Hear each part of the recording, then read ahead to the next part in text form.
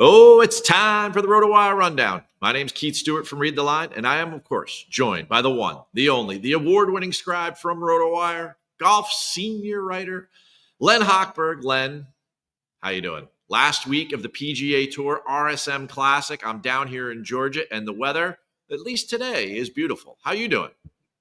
I'm doing well. I'm going to go through some Keith withdrawal after this week. I'm going to miss you for maybe we'll get back for the hero, but after that, it's after the holidays, after the new year.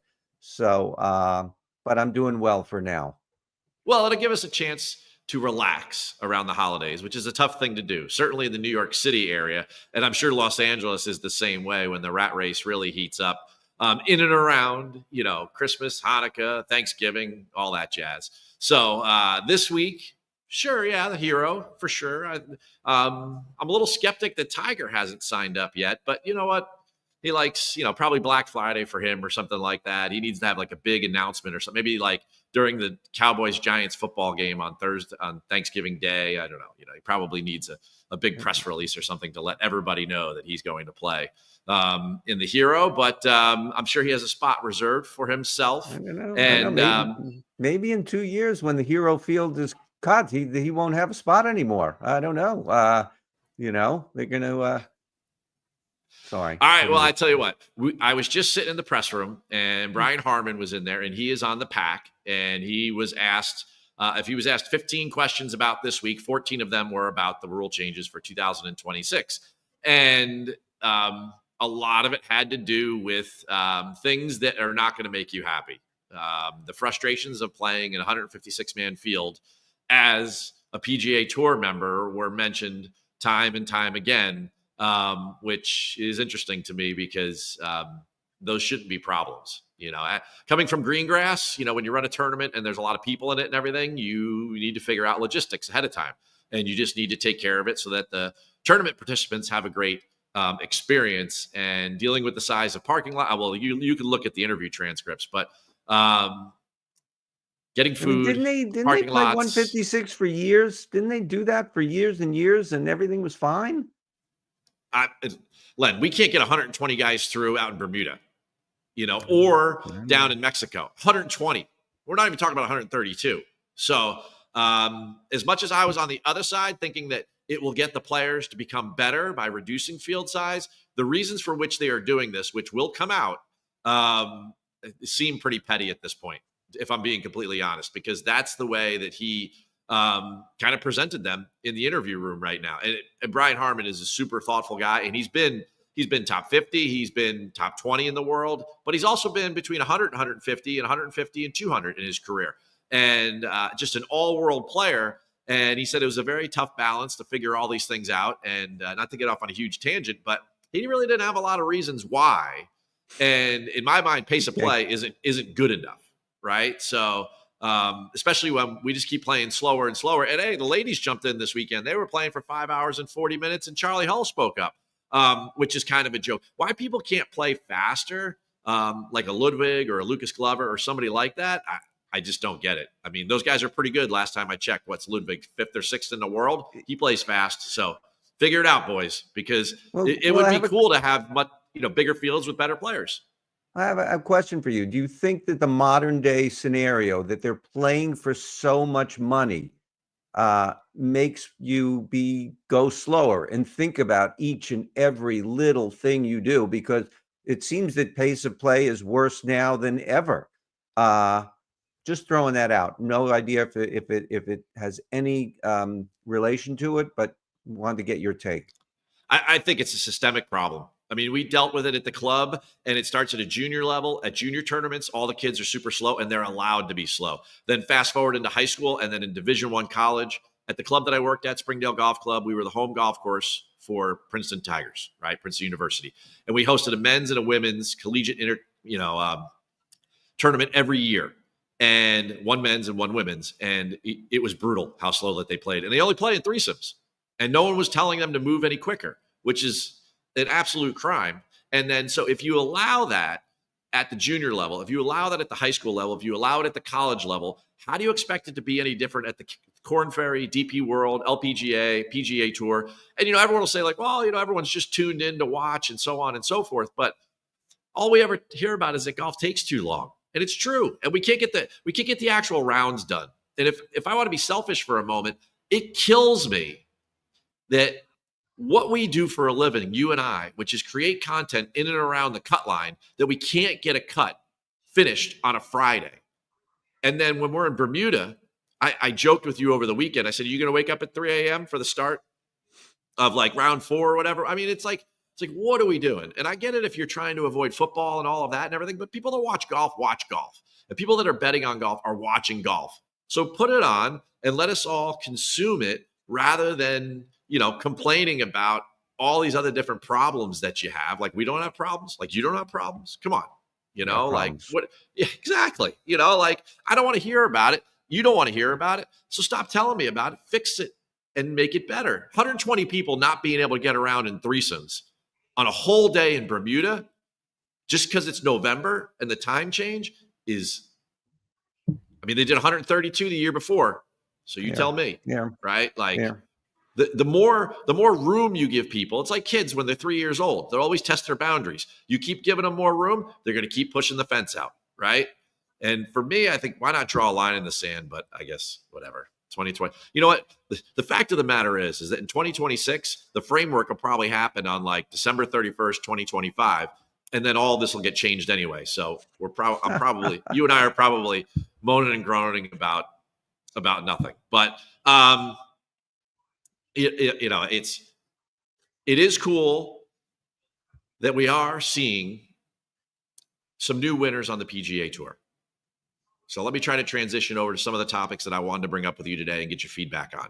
Rafael Campos becomes a father on Monday.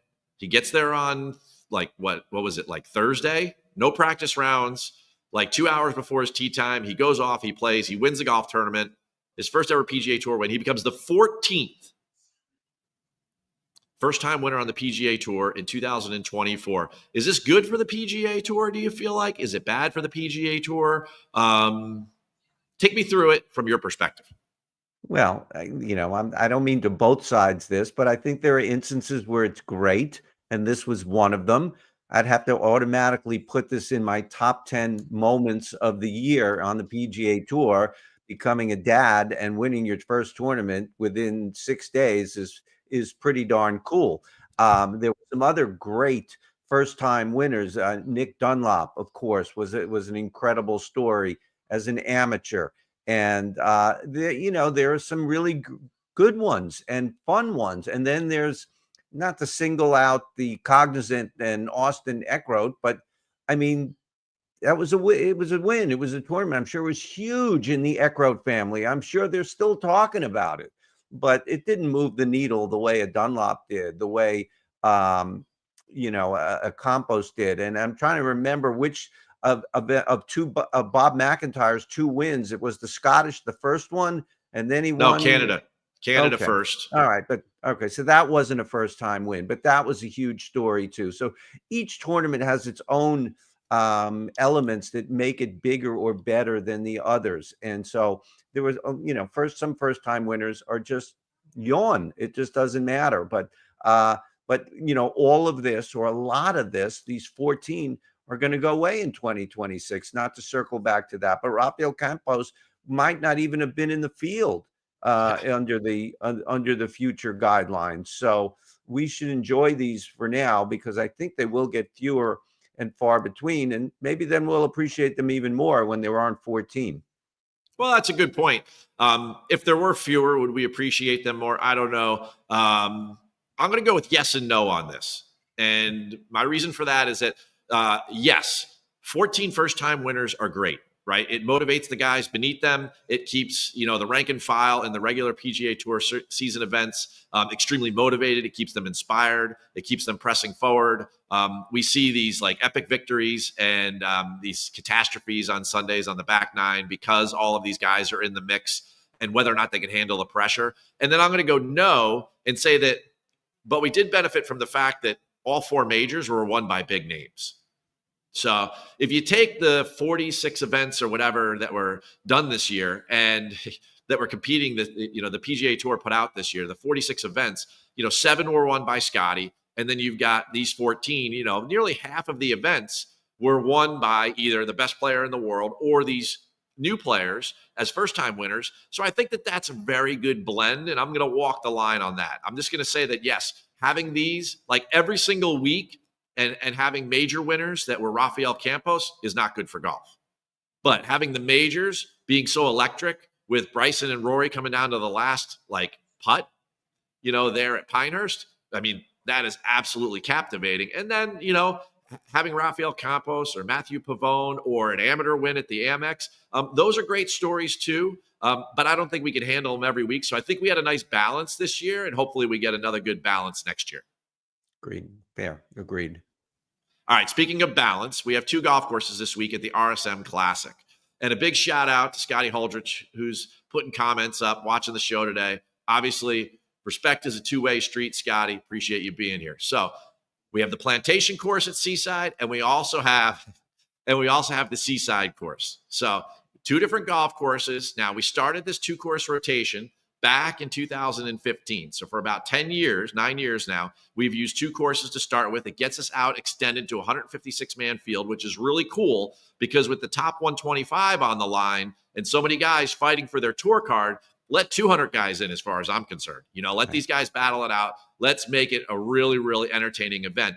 And these 2 golf courses, which I'm very familiar with, and I know you are too because we've seen them now for 9 years. One is out by the water, Seaside. It's marshland, not a lot of trees. The other one is tree lined. Do you handicap these golf courses different when you're building your lineups? Are you looking at the same skill sets? How do you handle Sea Island with multiple golf courses coming down to the last week of the year? Well, the Seaside will be in effect for 3 of the 4 rounds and Plantation just 1. So really have to put the heavy emphasis on Seaside. And there is not a huge difference in the 2 golf courses from the standpoint of scoring. There are some really different elements to the golf course, green size and parkland versus Seaside. So things like that. But I don't think it's one where, like it used to be, Torrey Pines, the South used to be so much harder than the North, and it still is. I don't think there's a huge gap here between these 2 courses. So, I am basically looking at this as a second shot golf course, no matter which golf course, and driver isn't needed, and you're going to have to make a ton of birdies. The over-under has zoomed up this year on golfodds.com to 23.5. Last year it was 19.5. But thank you, Ludwig Hochberg, for that. So really, I have to take the 3-round course and really focus my picks and everything I do based on that. How about you? I'm with you. I mean, with 3 rounds on one golf course, we definitely going to heavily lean that way. But believe it or not, as much as these golf courses look different, and even the size of the greens and everything else, size of the greens, in my mind, don't really matter when you're trying to hit every approach shot with a wedge to 10 feet. I mean, these guys need to take dead aim. They need to make close to 30 birdies in order to keep up with Ludwig and the people at the top of the betting board, right? So for me, it starts with Bermuda grass putting. We talked about it a lot last week, but your last 2 winners, Ludwig gained over 6 strokes on the field last year. Adam Svensson the year before gained over 9 strokes on the field with his flat stick. So I think that it's supremely important that you're able to make a lot of putts on this coastal Bermuda. It gets a little grainier down here. The sun sets and it really, really pulls that grass to one side and you really got to putt towards the rip. But, those guys that are used to putting on those types of surfaces, whether they live in Florida all time or they play well in these events like Bermuda, like here, like some of the other Bermuda putting contests. And the second thing is approach play. Now, I'll give you a little bit of secret sauce here. First of all, it's a wedge fest. Both golf courses, whether they're par 70 or 72, they're both 7,000 yards. It's way too short for these guys. So they just pound away, put the ball in position, and then from there they attack with their wedges, and they're hitting everything inside 15 feet. And how many putts can you make? So certainly wedge play or 125 yards and in, how well can you control trajectory, spin? The weather this week, it's beautiful today. You can see me in a golf shirt down here. Tomorrow I will be in a golf shirt most of the day. And then a front is moving in on Wednesday afternoon, which is, it's not as much going to kick up the wind, although it'll get a little bit windier. The wind is still going to sit between like 12 to 18 miles an hour, but it's going to get much, much colder. It's going to be 40s in the morning and low 60s during the day, which is kind of peak weather without a lot of wind on this golf course because it's going to soften up a little bit with the rain. But overall, like these guys are going to have perfect conditions with which to play.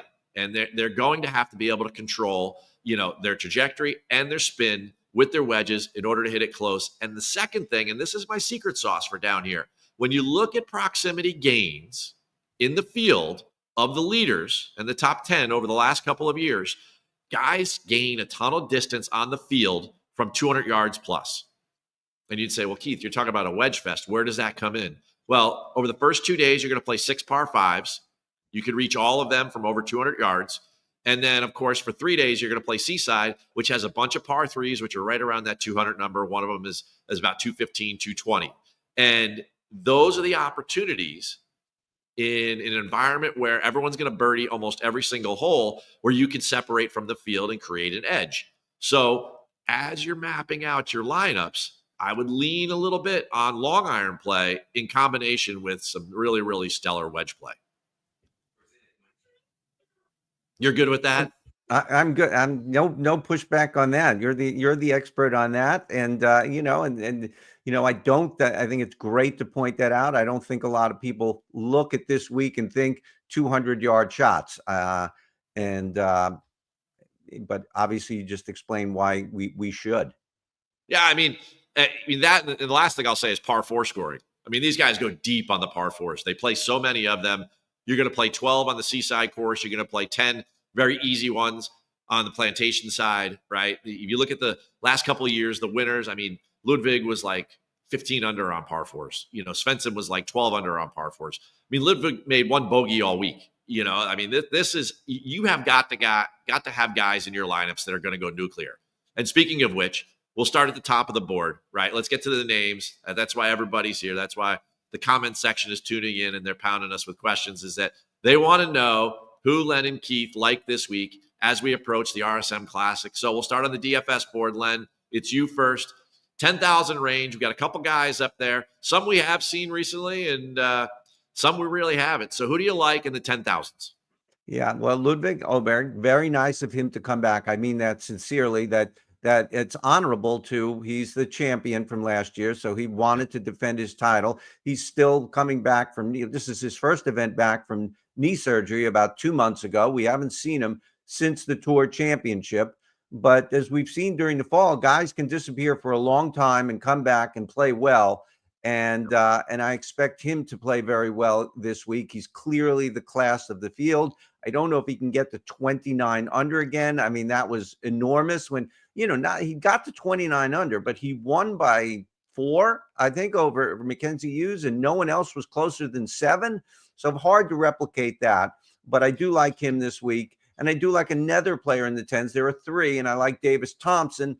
Davis Thompson has not had a great history at this tournament, but I think experience matters. I think the more you play, we hear golfers talking about this, the more you play here, the more. I think that happens on the shorter courses where you have to figure out your angles and where to land the ball on the green and things like that, as opposed to the long courses where you just bomb it and go from there. So I think, repetitions here. And of course, Davis Thompson is a much better player than he was even 12 months ago. And a little known fact, his dad is also the tournament executive director. So he lives here in Sea Island. He obviously knows the golf courses very, very well. Georgia kid, and not just Georgia born, but, UGA kid, Georgia Bulldog. So a lot of pride for him playing here this week. And certainly his talent levels have gone through the roof since finally culminating in a win at the John Deere. So by all means, I'm in support of him. In the 9,000s, we have 7 guys. Now, speaking of Davis Thompson being a Sea Island guy, we have 14 of the Sea Island Mafia here playing and competing this week in the field of 156. Harmon, JT Poston, and Ben Griffin are sitting in the 9,000s. Do you like the Sea Island guys this week, or do you try to stay away from them? Maybe a little bit too much hosting responsibilities. I don't know. Where are you going in the 9,000s? I've always enjoyed the term Sea Island Mafia. If there's any one group of people I don't think of being tough like the Mafia, it's golfers.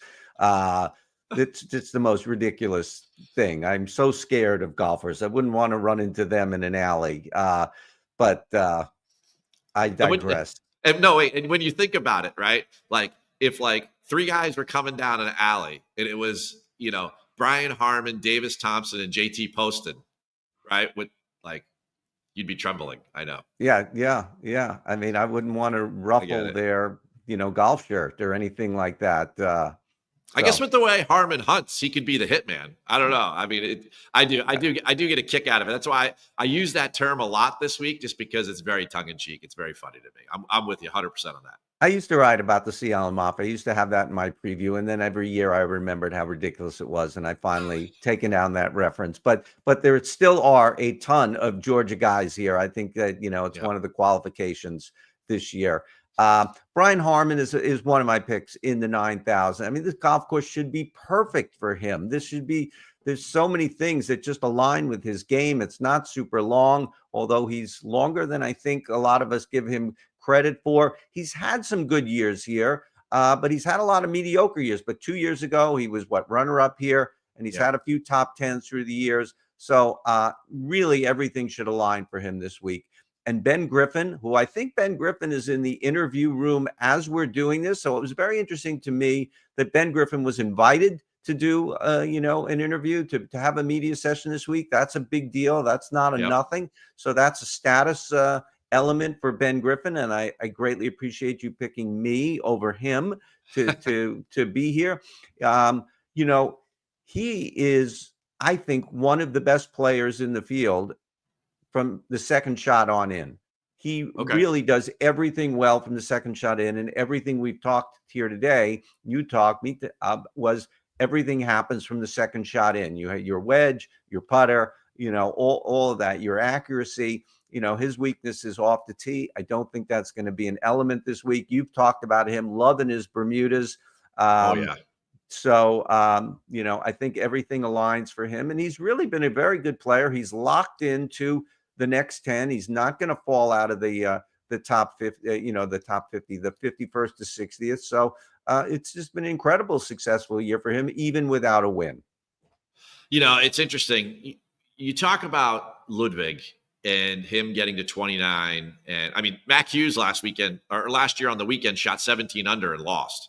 I mean, you think about that, it's just crazy. He shot 10 under, 7 under. But I wonder, I've been coming to Sea Island for a very long time. As a golf professional, I played here in the annual National Pro-Am, which takes place in March. And I played in that probably like 15 times. So I know the golf course is in and out.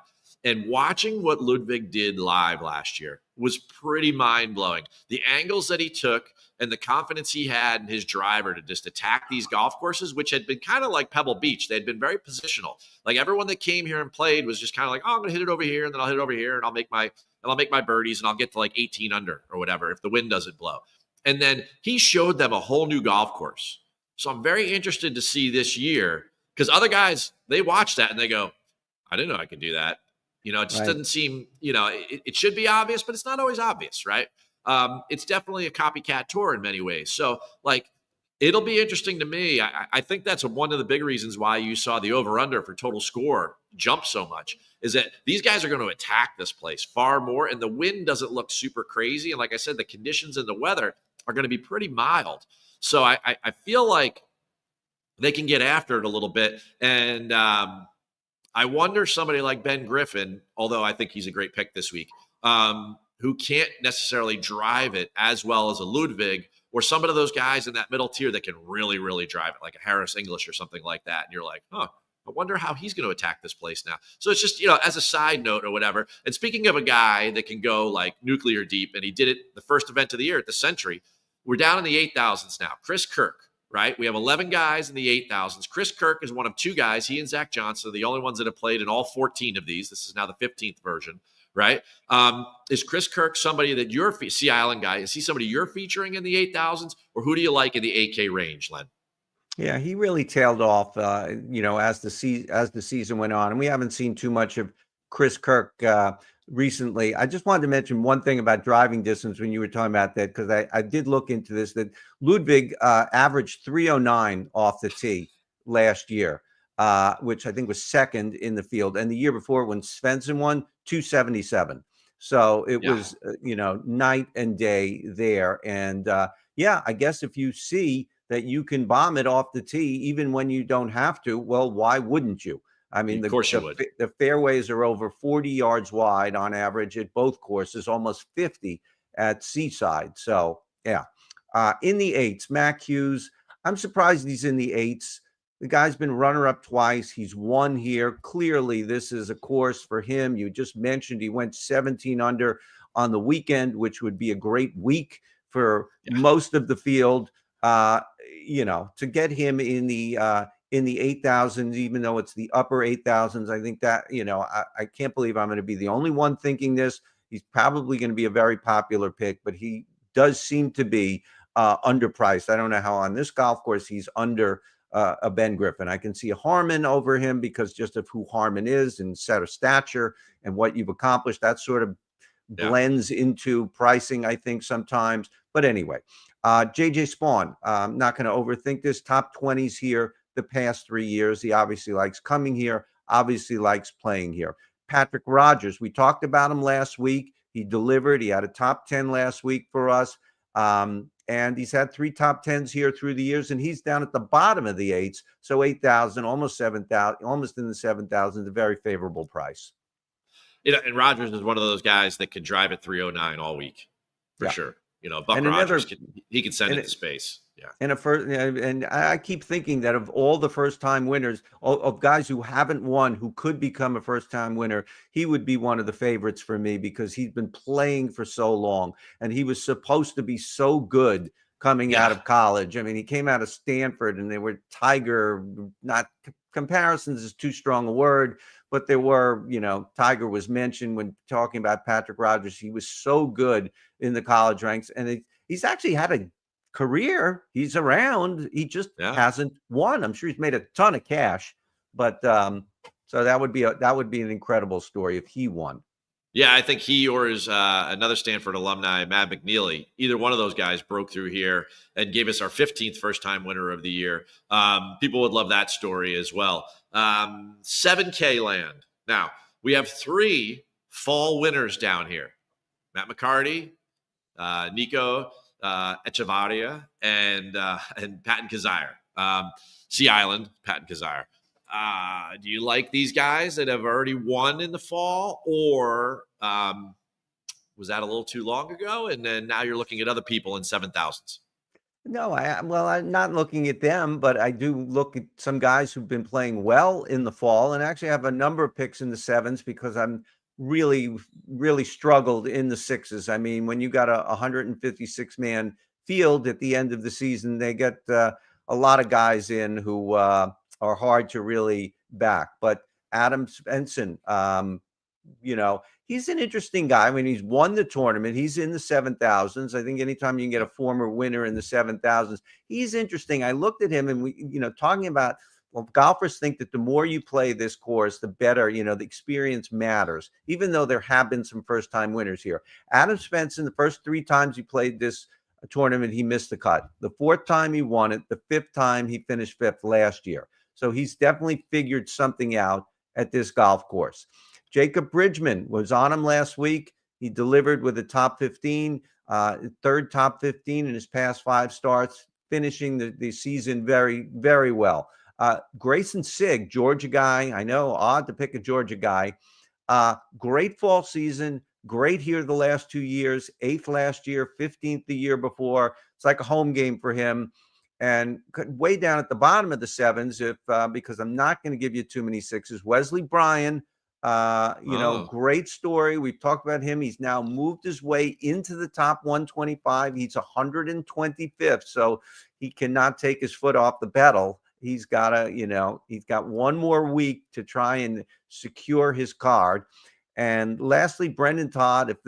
I picked Brendan Todd, short course, weaker field. I am the Brendan Todd picker of all Brendan Todd pickers, and I can't go the last tournament of the year without picking Brendan Todd. This is right in his wheelhouse. So some low 7,000s there. All right. Well, I'll give you a little something on Grayson Sigg that'll make you feel better.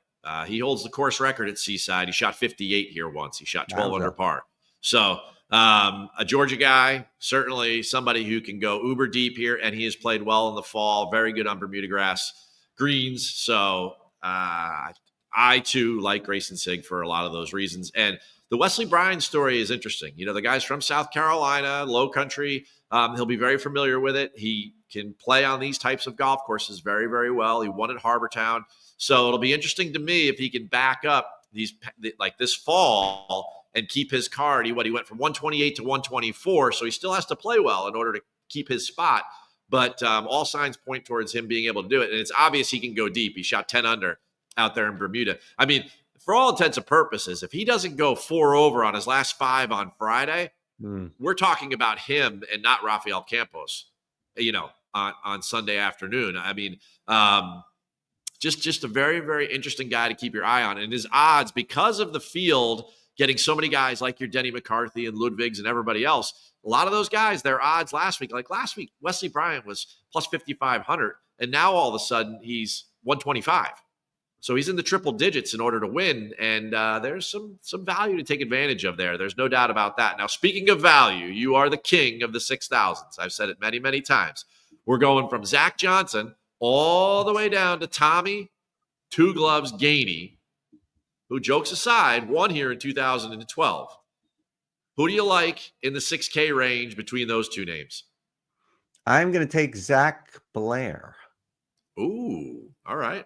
Zach Blair, one of my two 6,000s. I did not like a lot here, and I really tested my whole resolve here because I do pride myself on my 6,000 picks, and I hate to go into the winter break with complete failure here, but I think I'm going to be struggling this week. Zach Blair, one of the, has not had a great history here, but this is a course he can play on. It's a short course. He's not challenged by distance here. He's really one of the best approach players in the field. And I'm talking about in the field, not on the PGA Tour. But when you compare him to all the guys in this field, I'm just trying to figure out, can he make the cut? Can he justify his price of $6,600? I think he can. And the other guy, Taylor Montgomery, 2 weeks ago, liked him despite doing nothing all fall because he's just such a good putter, and he did make the cut. Would have liked him again last week, but he pulled out of Bermuda after the field was announced. I don't know why. Hopefully not an injury. We didn't hear anything about that.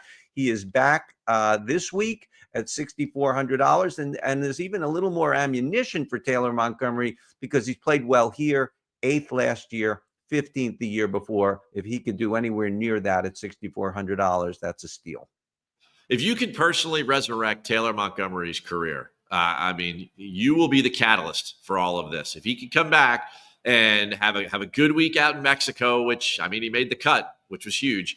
And then, another good week this week, I am personally holding you responsible for resurrecting his career after a couple falls ago when he made a ton of top 10s. For me, when it comes down to the betting side of things, there's a couple names that I think we're going to be familiar with, if not just from, RSM Classics in previous years, but also from the fall series, and guys that can just absolutely go nuclear with the putter. When it comes down to it, at the end of the day, for me, it is how many birdies can you make in one round? And then on the other side, sometimes when they think about birdie or better percentage, they just look at that number and they don't ever compare it to bogey avoidance or birdie to bogey ratio, right? Ludwig won last year. Yes, he got to 29 under. He only made one bogey all week. And that's what allows you to put your foot on the gas pedal. Same thing with Mac Hughes, right? So, I'm looking for guys that can absolutely fill up the cup, but then also don't make mistakes that put it in neutral for 2 or 3 holes, because then that'll get them behind the guys that are going nuclear while they are, all of a sudden going back a stroke. It's one thing to be in par, to make a par. It's another thing to make a bogey or, God forbid, a double, and then all of a sudden now you're 2 or 3 strokes behind the leaders when maybe you were right there next to him. So the first guy, like, he's got a couple of runner-ups here in the last 3 years. That's Mac Hughes plus 3,500. He's played pretty well all fall, and I think we're benefiting. You saw it in the pricing in DFS, and I'm seeing it in the pricing here on the betting board. He had a horrible Sunday in Bermuda, right? For all intents and purposes, he started out very well, played the first 54 holes competitively, and then he really blew up on Sunday, and I think that's to our benefit. And I'm going to take advantage of that price because he's coming to a place that he's super, super comfortable. He's won here in 2016. And, he's a top 2 putter in the field. And the only reason I say that is because Denny McCarthy's here, and they're probably 1 and 2.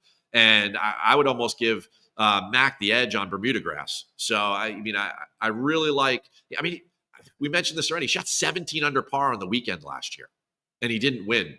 So I think he'll be motivated, and I think that he knows how well he's playing this fall. 4th at the Procore, 8th at the Sanderson. Yes, Bermuda, the final round wasn't great, but he was in position to do some damage there, and I think that he can do it again this week. And then the other guy is a name that we haven't mentioned much this fall, but he can absolutely make a ton of birdies and knows how to score, and that's Eric Cole at plus 4,000. T6 at the Zozo, last time he teed it up. So you're talking about a golf course where, it's difficult to score. You have to be a good ball striker, put the ball in play and make a ton of putts and birdies. Great with a wedge in hand. He's definitely top 15 guy, top 10 guy in the field with a wedge in his hand, and certainly no doubt top 10 with a putter, especially on Bermuda grass. And as well as I do, Eric Cole, when he takes time off, he's playing golf every day. He's that kind of guy, right? He's probably playing in mini tour events down there in Southeast Florida, just like tearing up people. And guys are like, could you just go away? Go back to the PGA Tour. He was 3rd here last year when he had that incredible fall. So my card this year is going to be built out with birdie makers and bogey avoiders. And that's where I'm going. And I know both of these guys can get to sub 25 under on Bermuda grass greens. And that's where I'm leaning. What do you think? Yeah, Eric Cole, doesn't play for 2 weeks. Put him on a milk carton. Where did he go? That guy put, plays he's got to play 35 times a year. So one of the busiest guys around. But no, I like both those picks. Of course, I like the Mac Hughes pick because I did have him and definitely considered Eric Cole. Yeah, this could go. It's amazing that they go this low. There's so much water on both these courses. 13 holes on Seaside and 10 on Plantation, something like that. More than half the holes these guys face.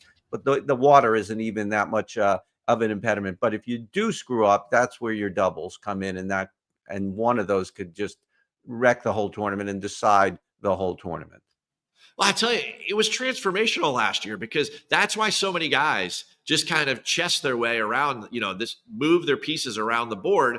And then Ludwig just walked in and just smoked driver everywhere. And it was like, whoa, what are we doing? And then he went 61 on the weekend, 122 for 36 holes. That is so deep. That's like Tiger deep back in the day. It was like ridiculous. After Rome, after he'd already won the DP World Tour, this was his 11th start on the PGA Tour, including amateur starts, and then he won, and he did it by shooting 29 under. And he had a great year. Don't get me wrong, but it was like I think it really is going to change the way that a lot of these guys attack these two golf courses based upon what they saw last year. Now, before we go, because it's somewhat of the end of the year, and we'll still have more shows, folks, and everything. The rundown will be back, especially in 2 weeks. When we have Tiger in the Hero World Challenge and Scotty's playing, and we have, a stellar cast of characters out there in the Bahamas. But you made a tweet this week where you were talking about some different moments. Do you remember most of your top 10? So take everyone through your top 10 moments on tour. And I've got 5 to go with you, but I'll let you go first. All right. Well, I'll try and remember them. I don't have them in any, and the trigger on this was Rafael Campos and him winning the same week that he became a dad, showed up like an hour and a half before the tournament, his tee time and stuff. I thought that was one of the top 10 moments of the year. And some of the others for me, Scotty Scheffler's arrest, just mind-boggling to be on everyone's top 10. And then 2 with the U.S. Open, Bryson DeChambeau's incredible win and Rory McIlroy's just incredible collapse. The two of them right there. So that's 4. Xander Schauffele finally breaking through in the majors was twice. So that was a big moment for me. Nick Dunlop winning the Amex as an amateur was a big moment for a top 10 moment for me. Bob McIntyre winning in Scotland. I mean, if that doesn't tug at your heartstrings or whatever that is, that was just an incredible moment, and he just celebrated with an entire country. And and then a couple of others that really weren't aren't joyous in any way, and very sad. I mean, the really complete irrelevance of Tiger Woods on the course this year. Yeah. And I know he's a power player behind the scenes with Liv, and he's doing all of that, and it just doesn't even, I saw him at Riviera. I followed him around. He was eating In-N-Out burgers during his pro-am and stuff, and it was great fun. And I don't mean to knock that, but when it actually came time to golf, it just doesn't matter anymore. So when he comes out and says, I'm here because I think I could win, I mean, I've just heard that too many times. So it was a moment. And lastly, and most tragically, Grayson Murray, his passing. Yes. And I think what was nice about your top 10 is that you had a little bit of the highs and lows. And it kind of inspired me when I knew we were going to have this chat today that, I spend like 20 plus weeks out on the road between the LPGA Tour and the PGA Tour. And, hence the backdrop. But it made me think about some of the wild things that I've witnessed this year. So I put together my own top 5 to have some fun with you because of your inspiration. So number 5, we didn't play golf on Sunday at Pebble Beach because there was a hurricane on the West Coast. And it was shelter in place where I was staying, which was really, really wild. And I told you the story about how I went out to Jersey. I should have gone out, but I went to Jersey Mike's for lunch, and I ran into Tom Hoagie eating a hoagie. It was crazy. Number 4, I mean, these are going to sound crazy, but like, this is golf, right? How about the Travelers playoff when I'm standing there and the protesters went out on the green in front of Tom Kim and Scotty Scheffler and all of that nonsense that took place. Number 3, I'll never forget the hardest round of golf I've ever seen a field have to play through has to be Friday at Augusta this year, when the winds were blowing 30, 40 miles an hour. Remember Shane Lowry was standing on the 18th green. He looked like Lawrence of Arabia because the sand was blowing out of the bunkers and everything, and he was like hiding from it. That was just a wild, wild day of golf. Number 2, the last 2 holes of the U.S. Open, Rory missing the putt and then Bryson hitting that bunker shot. The amphitheater right there couldn't have been a better setting. It was just so pressure packed, and that's what we want. I mean, yes, I loved Valhalla too, but I mean, the amount of, oh man, both of those were absolutely great. They could be 2A and 2B, but the Rory Bryson thing was really, really, really neat. And then number 1, I mean, it was an absolutely surreal day, the Friday of Valhalla, when Scotty Scheffler got arrested. I mean, the media center and such, I don't know what to compare it to because I only live in the sports world. It was obviously something that was newsworthy, and we don't see that a lot in golf. And that has to be number 1 for me. So that's my top 5 moments on tour. Some deal with golf, and some deal with the conditions, and some just deal with what they deal with, And I thank you for always dealing with me. And we'll be back in a couple weeks, folks. Everyone have a wonderful Thanksgiving holiday with their family and friends, or whatever you choose to do. Enjoy the turkey or whatever it is you eat. Len, you be well out there in LA. I'll take care of New York. And although I can't help your Giants, I'm sorry. They might be a lost cause. I had to throw Tommy DeVito, baby. Tommy DeVito coming in to save the day. Actually, all John fans want us to tank and get Cam Ward or something like that in the draft. But yeah, well, that's a good way to ruin Thanksgiving. Thanks, Keith. You know what? Enjoy it anyway, my friend. I'll see you in a couple weeks for the RotoWire Rundown. I'm Keith Stewart from Read the Line. That's Len Hochberg from RotoWire. Peace out, everybody.